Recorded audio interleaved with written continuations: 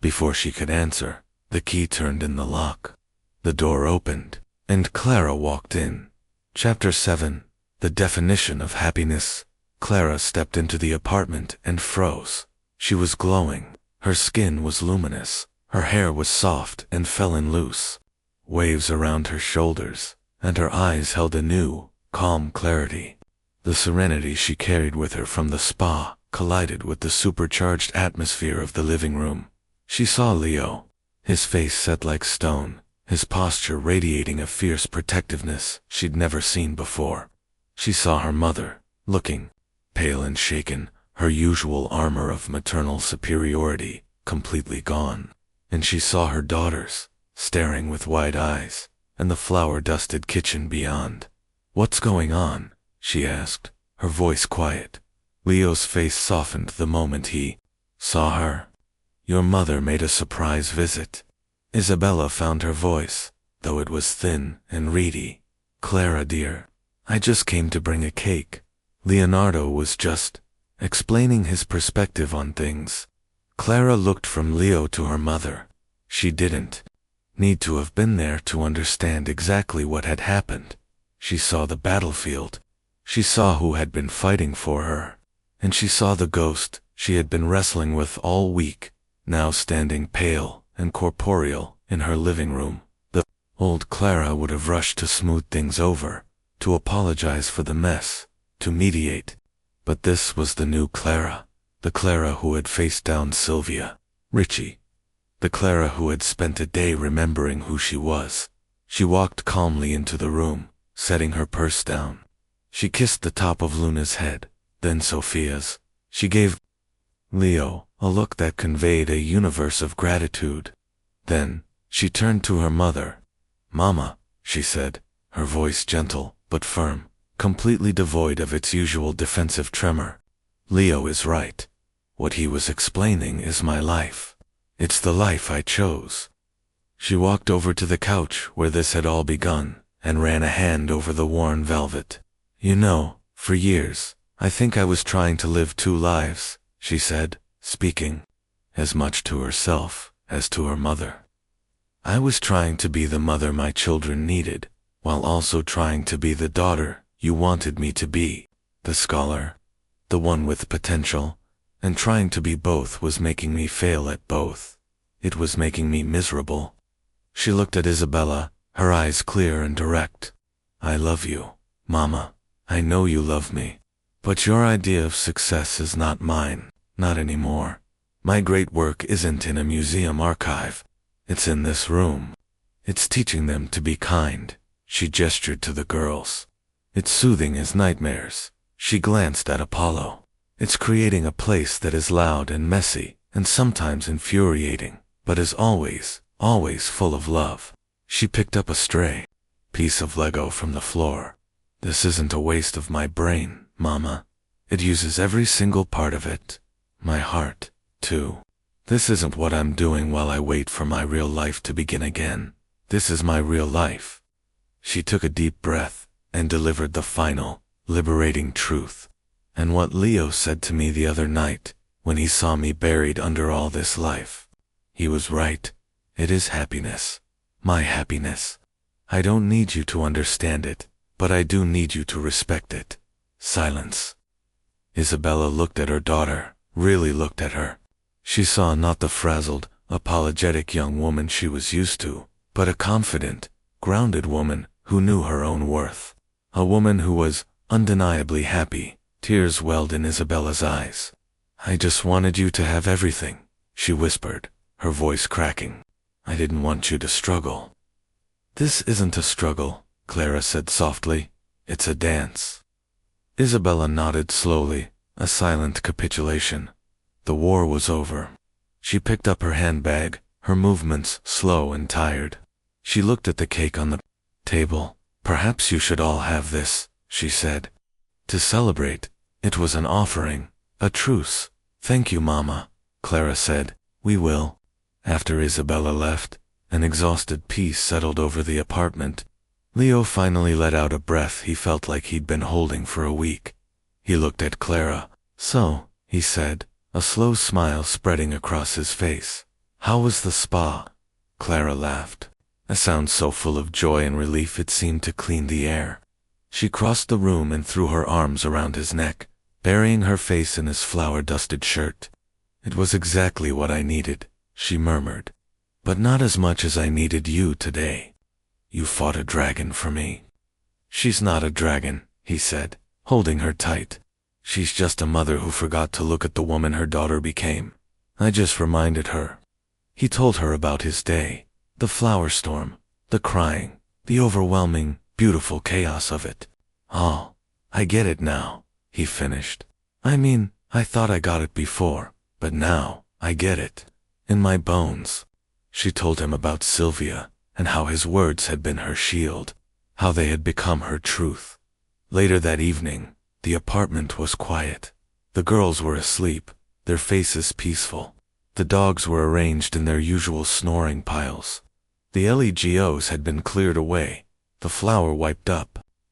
Leo and Clara sat on the couch, sharing a slice of Isabella's cake. Their legs tangled together. The scene was almost identical to the one from 5 nights ago. The chaos was sleeping, but its presence lingered in the air. It was still messy. It was still imperfect.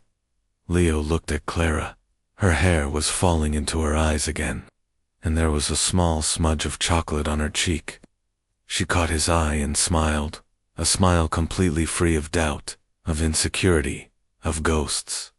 He didn't need to say the words again. She didn't need to ask if he was sure. They both knew now. This was happiness, unquestionably. Leo opened the door. Isabella Bianchi swept into the apartment like a queen making a state visit. Her eyes, sharp and critical, did a full 360-degree scan of the room. He saw her register the flour on the floor, the Lego minefield, the crying child on his hip, and the other crying child clinging to his leg. Her perfectly lipsticked mouth tightened in disapproval. Leonardo, she said, her voice dripping with chilly civility. I was in the neighborhood and thought I'd surprise Clara with a pasticcino from her favorite bakery. She held up the cake box, but I see she's not here, and things are a bit out of sorts. Isabella, hello, Leo said, shifting Luna on. His hip. Clara is out. She has the day to herself. And yes, things are a bit out of sorts. We call it Saturday. Out. Isabella's disapproval intensified. Out, where? She didn't mention any plans. She's at a spa. I booked it for her, Leo said, his voice firm. He wasn't going to be apologetic. Not today. Isabella placed the cake box on the one clear corner of the dining table, treating it like a holy relic in a den of barbarians. A spa. How extravagant. I hope you can afford such luxuries, with the demands of all this. She gestured vaguely at the chaos, at his children. The insult was clear. You are mismanaging your resources. This life is a drain, and you are indulging in frivolities. This was the voice that haunted Clara's sleep, and Leo had had enough. It's not a luxury, Isabella. It's a necessity, he said, his voice low and even, but with an undercurrent of steel. He set Luna down and knelt, so he was at eye level with both his daughters, murmuring a few soothing words to them, before standing up to face his inquisitor. Clara works harder than anyone I know, he continued. She works 24 hours a day, 7 days a week. There are no holidays, no sick days. Her job is to keep these two beautiful, brilliant girls alive, happy, and feeling loved. Her job is to maintain a home that, yes, is often chaotic, but is also filled with joy and warmth. A job she does while being constantly undermined by people who think her incredible brain is going to mush. Isabella flinched, her cheeks coloring slightly. She knew he'd overheard her phone calls. I am simply concerned for my daughter, she said stiffly. She had such potential. She was a respected scholar. Now she spends her days cleaning up flour. She pointed a manicured finger at Polo, who was now contentedly licking the powder from his paws. You're right, Leo said, surprising her. She was a respected scholar, And you know what? She still is. Her brain is as sharp as ever, but she chose to use that incredible intellect and passion for something else. She chose to build this family. She chose to raise these children, and that choice, that work, is more important and more valuable than any paper on Donatello. He looked pointedly at Isabella, using Sylvia's exact subject matter by a strange, cosmic coincidence. "You see a mess," he said, his voice rising with a passion he rarely showed. "You see a wasted opportunity. You know what I see. I see what I saw the other night. I came home, and Clara was on that couch, with both girls asleep on her, and all 5 dogs piled around her. She was exhausted and trapped, but she was the calm center of it all. And I told her that if that wasn't happiness, I didn't know what it was." He took a step closer. "For 4 days, she kept asking me if I was serious. Because you, Isabella, have spent 3 years making her doubt it. You made her feel that her daily, heroic, beautiful life was something to be ashamed of. You come in here with your quiet judgment and your little comments, and you poison the well." Isabella was pale, her regal composure shattered. She looked, for the first time Leo could remember, truly stunned. "So let me be perfectly clear," he finished, his voice now quiet but ringing with absolute authority.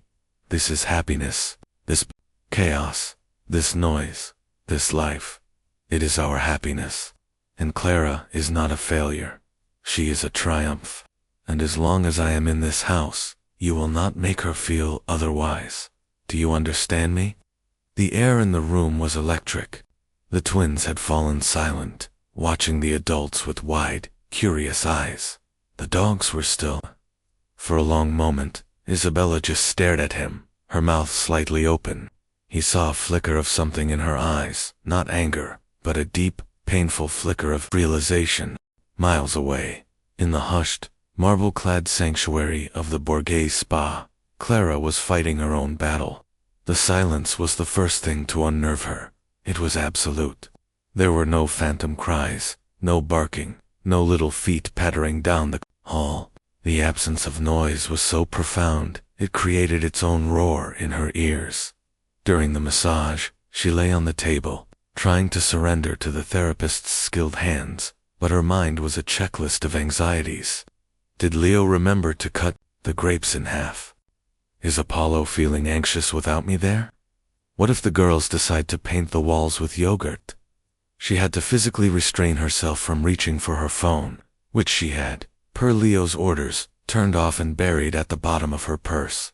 It was in the thermal baths, surrounded by warm, scented steam, that a sliver of peace finally found her. The water soothed her perpetually tense muscles. The steam seemed to melt away the first layer of exhaustion. She closed her eyes and just floated. For the first time in years, she was responsible for only one body, her own. After the baths, she changed into a plush robe and went to the quiet lounge to wait for her lunch. She felt languid, soft, and strangely unfamiliar to herself. It was in this vulnerable, unguarded state that the serpent appeared. Clara Bianchi. "Is that really you?" Clara looked up. Walking towards her was a woman so sharp and polished. She seemed to have been carved from obsidian. It was Sylvia Ritchie, a former colleague from the museum. Sylvia had been her direct rival for a coveted research grant years ago, a grant Clara had won. Sylvia had never quite forgiven her for it. "Sylvia," Clara said, forcing a smile. "Wow, what are you doing here?" "Oh, the usual Saturday decompression," Sylvia said, waving a dismissive hand, her diamond rings catching the light. She looked Clara up and down, her eyes taking in the spa robe, the damp hair, the absence of professional armor. "You'll look relaxed." The word was delivered as if it were an insult. "I'm having a spa day," Clara said simply. "How lovely," Sylvia purred, sitting down uninvited. "I just got back from a conference in Berlin. Absolutely grueling. I had to present my new paper on Donatello's use of contrapposto in his early bronzes. Utterly fascinating, but the Germans can be such a tough audience." She paused, clearly expecting Clara to be impressed. "That sounds amazing," Clara said, a genuine pang of envy hitting her. She missed Berlin.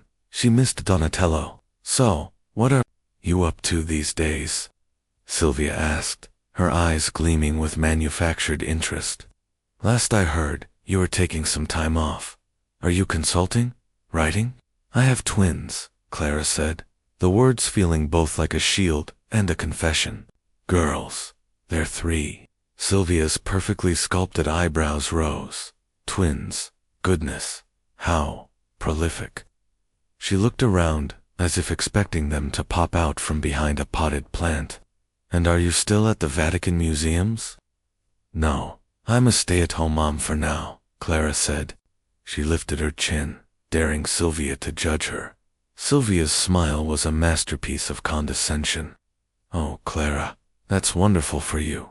So brave to step back from such a promising career. All that talent, just ... hibernating. And you have what?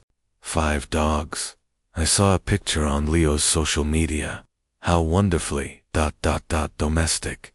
Every word was a perfectly aimed dart. Brave meant foolish. Hibernating meant wasting away. Domestic meant common."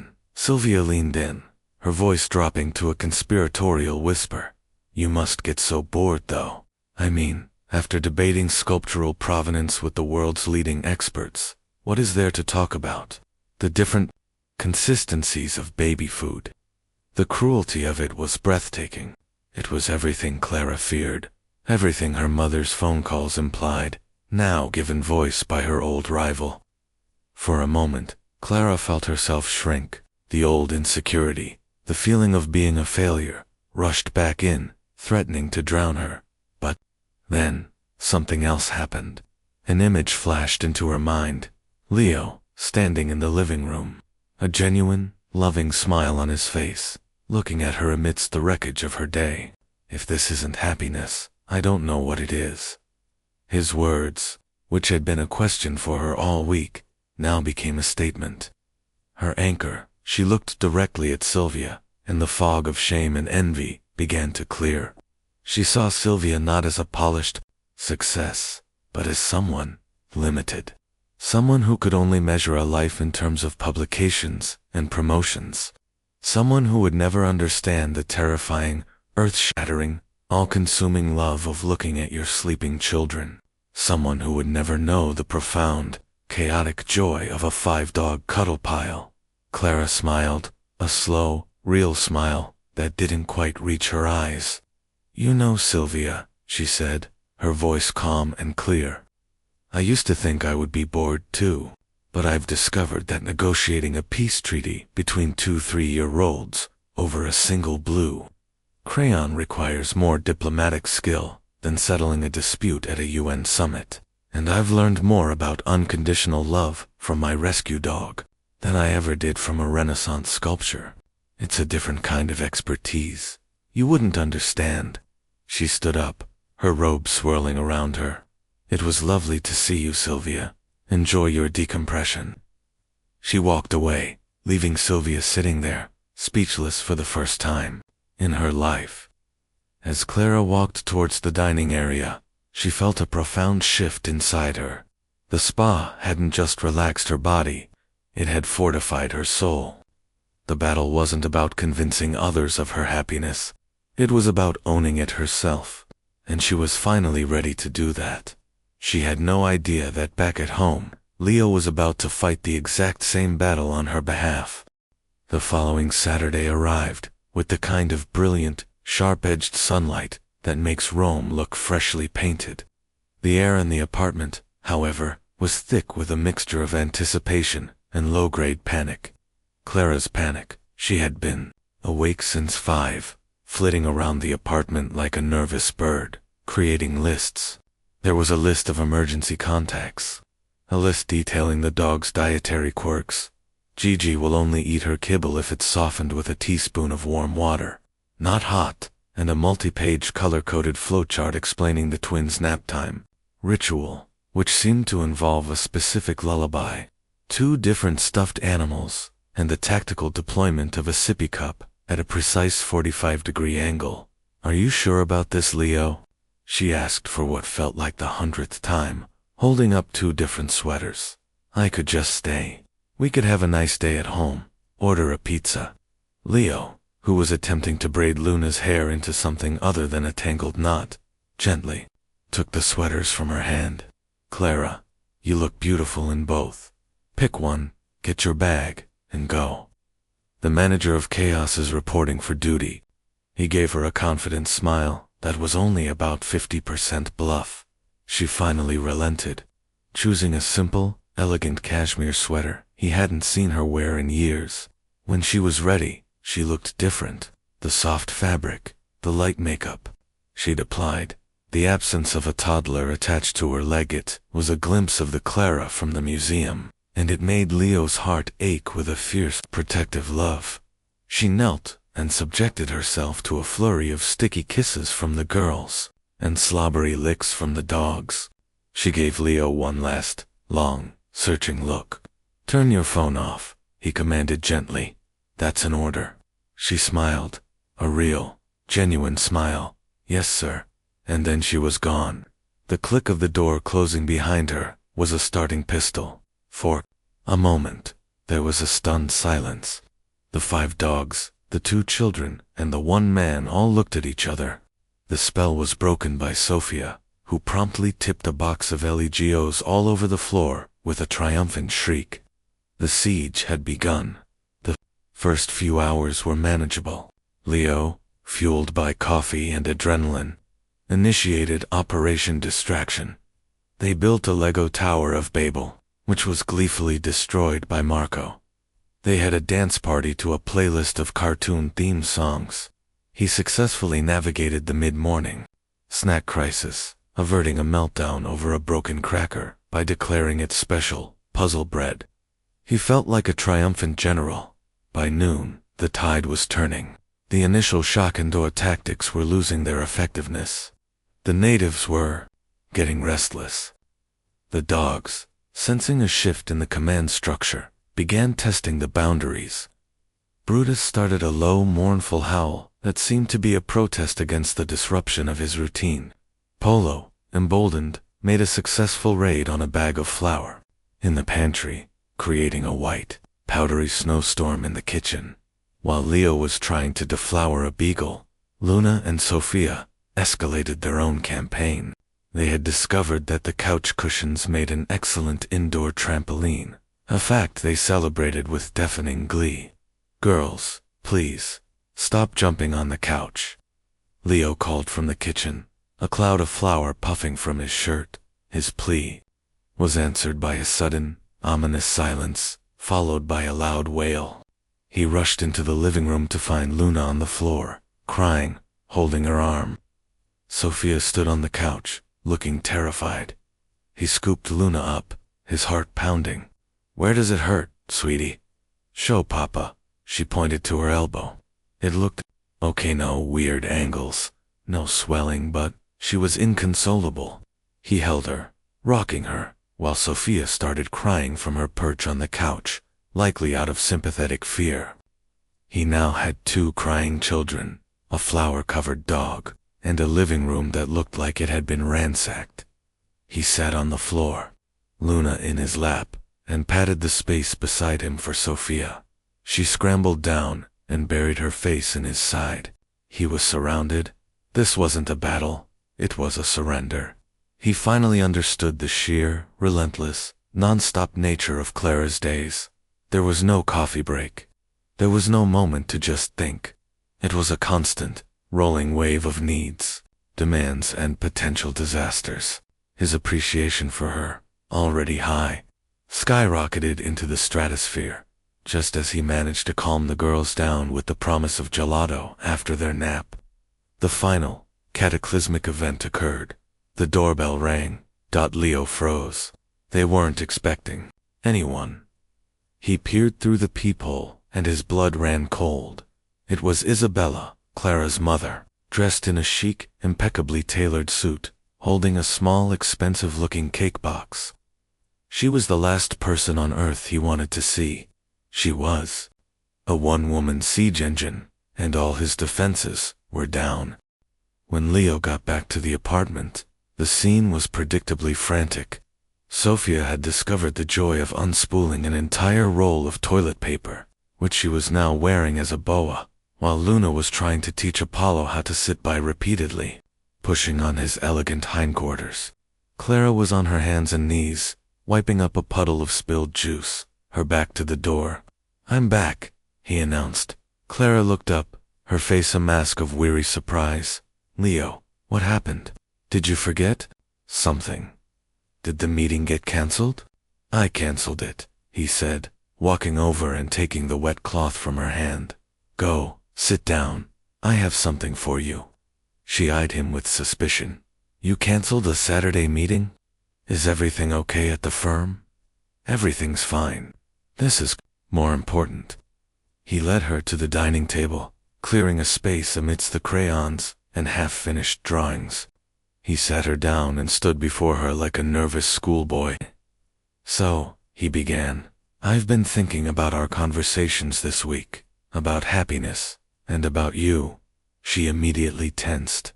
"Oh, Leo, please, I'm sorry I've been so needy. I don't know what's wrong with me. I just stop," he said gently. "There is nothing wrong with you. There is something wrong with me, for not saying these things more often, for not showing you. So, I'm starting now." He took a deep breath and presented his plan. "Next Saturday, you have a full-day appointment. I've booked you into the Borghese spa.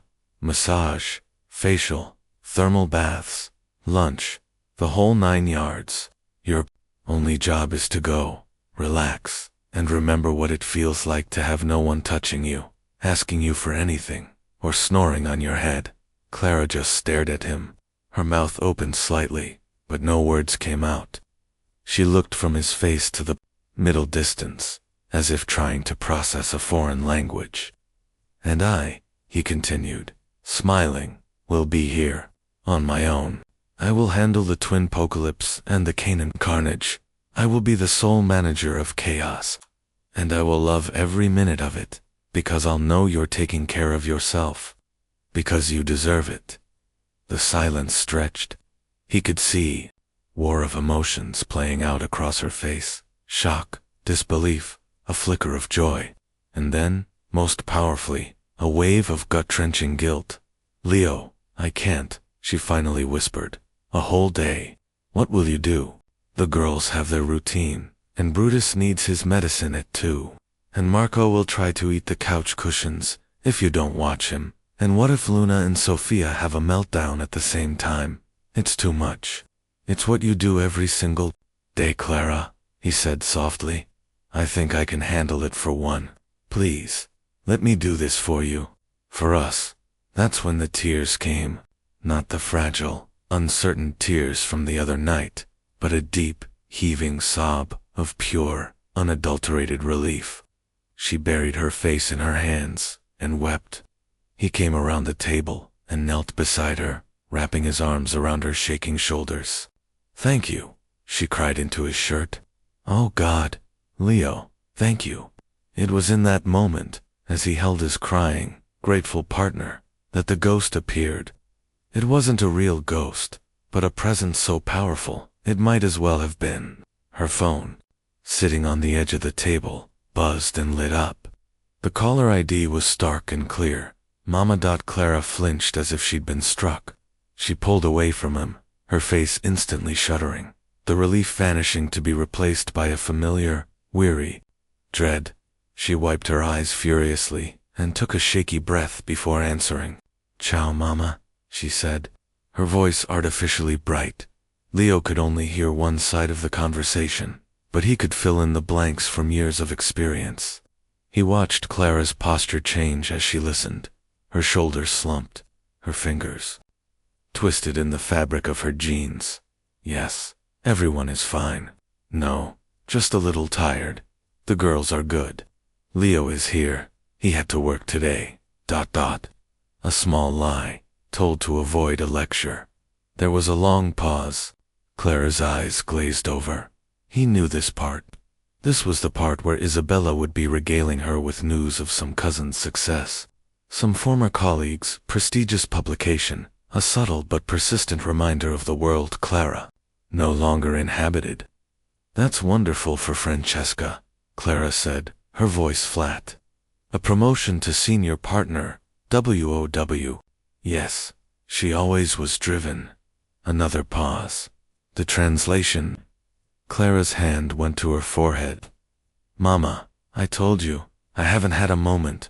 I know it's a fascinating text, but, no, I haven't forgotten how to read Latin. It's just, time." Her eyes flickered to Leo, and in them he saw a desperate, silent plea. "Help me." "No, of course, my brain hasn't turned to mush," she said, a sharp edge to her voice now. "Raising children is very stimulating. No, not in the same way, obviously. He had to intervene. He stood up and spoke loudly, projecting his voice towards the phone. "Clara, my love, could you tell your mother I say hello? And could you let her know that we have dinner reservations at that new place in Monte next Saturday?" Another lie, but a necessary one. Clara's eyes widened in gratitude. "Mama, I have to go. Leo is talking to me. Yes, dinner reservations, next Saturday, Yes, I'll tell you all about it. Ciao. Ti voglio bene. Ciao." She hung up and dropped the phone on the table as if it were burning hot. She stared at it for a long moment. "She just, drains the life out of me," she said, her voice trembling. "She doesn't mean to, but she holds up this mirror of the person I was supposed to be, and I look at myself now, covered in juice and toilet paper, and I just feel like a failure." "You are not a failure," Leo said, his voice hard as steel. He was furious. Furious at Isabella for her casual cruelty, and furious at himself for not seeing the damage it was causing for so long. "Her voice is the reason I kept asking you," Clara confessed, finally giving words to the fear he had uncovered. "Because your voice, what you said, it was the only thing loud enough to drown her out. I just needed to make sure it was real." He pulled her into his arms again, holding her tight. The spa day was no longer just a nice gift. It was a mission. It was an act of defiance. It was a fortress he was building around his family, around his wife, to protect her from the ghosts of expectation and the tyranny of a past she had chosen, bravely and lovingly, to leave behind. "It's real," he whispered into her hair. "And next Saturday, you're going to that spa. And you are going to turn your phone off. No calls from anyone, especially not from your mother. It's my turn to stand guard." She looked up at him, her eyes searching his. She saw the protective fire there, the unwavering certainty. For the first time in a long time, she didn't ask if he was sure. She just nodded, and for the first time in a long time, she believed it. Chapter 2. The persistent echo. The next morning, the happy pile had disassembled into its usual chaotic components. Leo was trying to butter toast, while simultaneously using his foot to block Marco from darting out the kitchen door. Luna was insisting her yogurt be more pink, while Sophia was methodically removing all her clothes. Clara was pouring coffee, a familiar, focused frown on her face. She looked tired. "About last night," she said, her back to him. Leo mumbled, through a mouthful of toast. "The cuddle pile. It was epic. I think Brutus's snoring actually dislodged some plaque." She turned, her expression uncharacteristically serious. "No, what you said about happiness." She clutched her coffee mug like a lifeline. "You really meant that? You weren't just saying it because you were tired and I looked pathetic." The word pathetic struck him. "Pathetic, Clara. No, of course I meant it. Why would you think you looked pathetic?" "Because that's how I feel most days," she said, her voice dropping to a near whisper so the girls wouldn't hear. "Like I'm just the manager of this chaos, a service provider, the chief wipe-upper, not a person." He put his toast down and went to her, wrapping his arms around her waist from behind. "You are the most important person in this house," he murmured into her hair, which smelled faintly of coffee and baby shampoo. "You are the sun that all these crazy planets orbit, including me." She leaned back against him, but he could feel the tension in her shoulders. "Thank you," she whispered. He thought that was the end of it. It wasn't.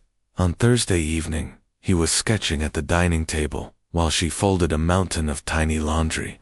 Luna and Sophia were helping by immediately pulling the folded clothes back into a messy pile. Out of the blue, Clara asked, "When you look at me, Leo, do you ever miss the old me?" He looked up from his drawing. "What old you?" "The me from the museum," she said, her hands stilling over a small pink sock. "The one who wore tailored suits and could talk for an hour about Bernini's use of marble. The one who had intellectual conversations and didn't have spit up on her shoulder." The question was a landmine. He chose his words carefully. "I loved that you, and I love this you. They're both you. I don't see it as a loss. I see it as an evolution. You're still the smartest woman I've ever met. Now you just happen to also be an expert in dinosaur-shaped chicken nuggets." He meant it as a compliment, a loving joke. But he saw that same flicker of vulnerability in her eyes. "You're sure?" she asked, that same searching question from the couch. "I'm sure," he said, his voice full of conviction. She gave a small, wobbly smile. "Thank you, honey. You have no idea how much it means to me." On Friday, it happened again. They were trying to watch a movie after the small humans and animals had finally been settled. She was curled against him, her head on his chest. 10 minutes into the film, she hit pause. "Leo, yeah, I was just thinking about what you said the other day. About happiness." He sighed internally, not with annoyance, but with a growing sense of unease. This was more than just insecurity. It was a deep, resonating doubt that he had somehow struck with his words. "You really don't think I've let myself go?" she asked, her voice small. "You don't look at me and see a waste of a good brain and a history degree." This time he sat up, turning to face her fully. He took her face in his hands. "Clara Bianchi," he said, using her full name to get her attention. "I look at you and I see the woman who is raising our two beautiful, brilliant, insane daughters. I see the woman who created a home filled with so much love and life that it literally spills onto the floor in the form of 5 ridiculous dogs. I see the woman who can calm a toddler tantrum and soothe a rescued dog's nightmares.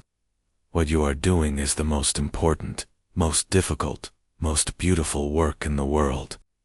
How could I ever see that as a waste?" Her eyes filled with tears. Again, but this time she was smiling, a real, radiant smile. "Okay," she breathed.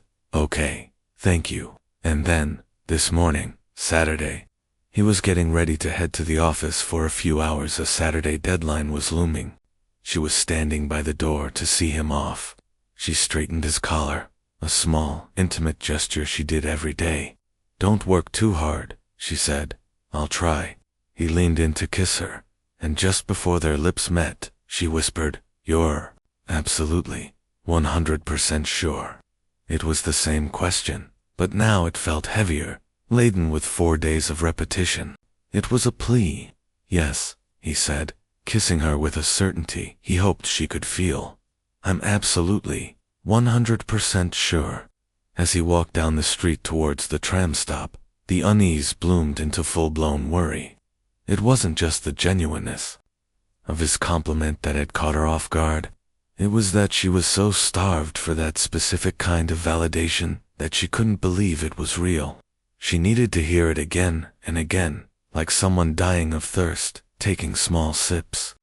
Terrified the well will run dry, his simple words had revealed a profound deficit. She felt unseen, unappreciated. And maybe, he realized with a jolt, it wasn't just a feeling. Maybe he hadn't been seeing her clearly enough. He'd been so caught up in the stress of his own work, in providing for the family, that he'd been looking at the happy chaos without truly seeing the woman who was holding it all together. and the immense price she was paying to do so. Suddenly, a phone call from a few weeks ago echoed in his mind. It was Clara, talking to her mother. He'd only caught snippets from the other room. Double quotes, ... No, Mama, I haven't had time to look at the translation. Yes, I know Francesca got the promotion. No, my days aren't boring, they're just ... full. Yes, I'm happy. Of course, I'm happy. He remembered the tone of her voice on that last line. It was brittle, defensive, the sound of someone trying to convince themselves as much as the person on the other end of the line. Her mother, Isabella, the formidable classics professor, who always spoke of Clara's potential, in the past tense. The woman who sent her academic articles and museum catalogs like dispatches from a world Clara had abandoned. The pieces clicked into place with sickening clarity. Clara wasn't just fighting the internal battle of motherhood. She was fighting an external one too. She was being measured against an impossible standard by her own mother, and she felt she was failing. His one simple compliment wasn't just a compliment. It was a counter-narrative. It was testimony in her defense against the silent accusations that she had somehow become less. He stopped walking. The Saturday morning chaos of Rome, the Vespas, the shouting vendors, the tour groups faded into a dull hum. He understood now. Clara didn't just need to hear his words. She needed proof. She needed him to show her that he saw her, the real her, and valued her. Words were no longer enough. An idea sparked by a random memory of an advertisement he'd seen began to form in his mind. It was a grand gesture, maybe an over-the-top one, but it felt right. It felt necessary. He pulled out his phone, canceled his plans to go to the office, and started searching. He wasn't looking for architects or city planners. He was looking for spas, the most luxurious, most relaxing, most decadent spa in all of Rome. A place where for one day she wouldn't be a pillow, or a referee, or a manager of chaos. A place where she could just be Clara. He found one near the Villa Borghese that promised a sanctuary of serenity. It was outrageously expensive. He booked it without a second thought. A full-day package. Massage, facial, thermal baths, the works. He even added lunch as he hit confirm. A wave of relief washed over him. This was the answer. This was how he would prove it. He would give her back a day of the life she thought she'd lost, to show her he hadn't forgotten the woman she was, and to honor the incredible woman she had become. He started walking home, a new energy in his step. He couldn't wait to see her face. He was going to make sure the echo of his words didn't fade away, but instead became the foundation of a new understanding between them. Chapter 1. A pile of happiness. The Roman sun, a tired, molten gold, was slanting through the tall windows of their apartment as Leo Rossi pushed the heavy wooden door open. It was Tuesday, 4 days ago. The familiar groan of the ancient hinges was his daily signal of transition, the shedding of the skin of Leonardo Rossi, architect of polished glass and steel, for the far more comfortable, if frazzled, identity of Leo, Papa, and chief dog wrangler. He'd just spent 10 hours navigating the delicate egos of city planners and the unyielding physics of a cantilevered balcony for a new luxury hotel, overlooking the Forum. His brain was a mush of blueprints, budget lines, and bureaucratic Italian. All he wanted was the quiet embrace of his home. Quiet, of course, was a concept that had ceased to exist in their household. Approximately 3 years and 9 months ago, he dropped his leather satchel by the door, the thud muffled by a stray dog bed. The scene that greeted him in the living room stopped him cold. It wasn't just a lack of quiet. It was a symphony of slumber. A tableau so perfectly chaotic, it felt like a masterwork of domestic art. The centerpiece was Clara. She was reclined on their large, worn-out velvet couch, a vessel of tranquility in a sea of life. Asleep on her chest, a tangle of limbs in pink pajamas, was Luna, her small mouth slightly agape. Sophia was sprawled across her stomach, one hand clutching a fistful of Clara's oversized t-shirt. They were the epicenters of this peaceful earthquake. Arranged around them, like furry, snoring satellites, were the dogs. Brutus, the gentle giant, occupied a full third of the couch, his massive head resting on the armrest, a low rumbling snore vibrating through the floorboards. Marco and Polo were curled into a single beagle pretzel at Clara's feet, their tails occasionally twitching in pursuit of dream squirrels. Gigi, a puff of white fur, was nestled precariously in the crook of Clara's neck, emitting tiny wheezing squeaks. And Apollo, the silent ghost, was a graceful crescent of fawn and white on the floor, his head resting gently on Clara's dangling hand. Clara herself was the only one awake. Her eyes were open, fixed on the ceiling. Her dark, curly hair, usually a glorious untamed mane, was pulled into a messy knot from which numerous strands had escaped to frame her face. He could see the faint sheen of sweat on her brow. One of her arms was pinned beneath Sophia, the other stretched out, fingers straining, inching agonizingly towards her phone on the nearby coffee table. She hadn't heard him come in. He watched. For a moment, a slow, warm feeling spreading through his chest, dissolving the day's stress like sugar in hot espresso. This was it. Not the sleek lines of his buildings, not the accolades from his firm, not the fat paycheck. This beautiful, breathing, snoring, chaotic pile of life on his couch. This was the foundation, the structure, the entire point of everything he worked for. He walked softly into the room. "Need a hand?" Clara's head snapped towards him, her eyes wide with surprise. A small relieved sigh escaped her lips. "Leo, thank God. I've been trying to reach my phone for 20 minutes. My arm is completely numb." He smiled, picked up the phone, and handed it to her. But he didn't move away. He stood there, just looking at the scene. He took in the details he'd missed from the doorway, a faint smudge of what looked like jam on her cheek, the way her t-shirt was wrinkled and stretched, the sheer exhaustion in her eyes that was at war with the deep love radiating from her. A thought formed in his mind, simple, unadorned, and utterly true. He spoke it aloud, his voice softer than he intended. "Well," he said, a genuine smile breaking across his face, "if this isn't happiness, I don't know what it is." He expected her to smile back, to make a joke about the noise or the mess. He did not expect her face to crumple. Her lower lip trembled, and her eyes, already large, seemed to swim with a sudden, shocking flood of tears. "Are you serious?"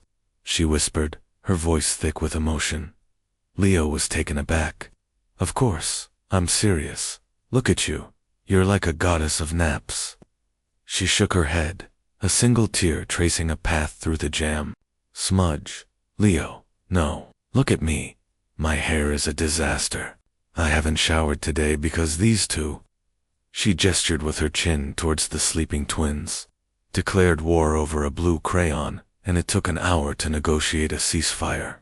They finally stopped fighting 5 minutes ago for a toy, and then, just collapsed on me like I was a piece of furniture, a human pillow.